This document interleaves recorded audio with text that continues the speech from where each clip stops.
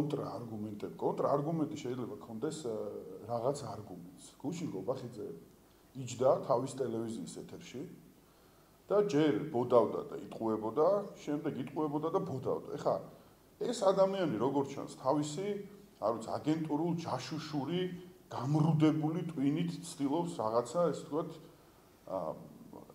ტყუილებით და აი რაღაც სულელური დეზინფორმაციით საზოგადოების მოტყუებას. კაცი, რომელიც ჯერ შემოუძღვა, ჭიქები უჭახუნა გავრილოს, აკეიფა, მიუხედავად იმისა, რომ პასუხისმგებლობა ქონდა აღებული ამ ადამიანის ქმედებებზე და მისი ხვეწნა მუდარით შემოვიდა ეს ადამიანი ქვეყანაში, დაჯდა თვითმფრინავზე და წავიდა.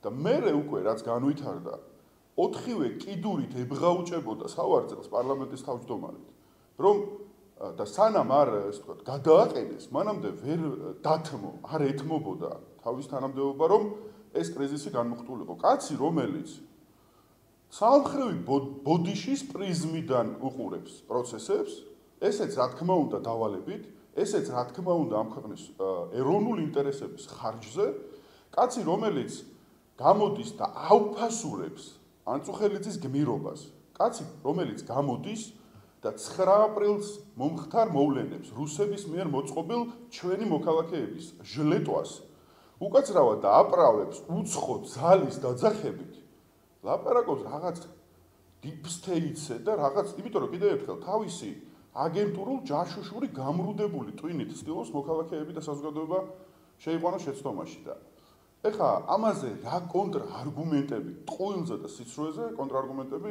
არ ხდება. ხდება არგუმენტები და თუ სერიოზულად გინათ ამას პასუხი.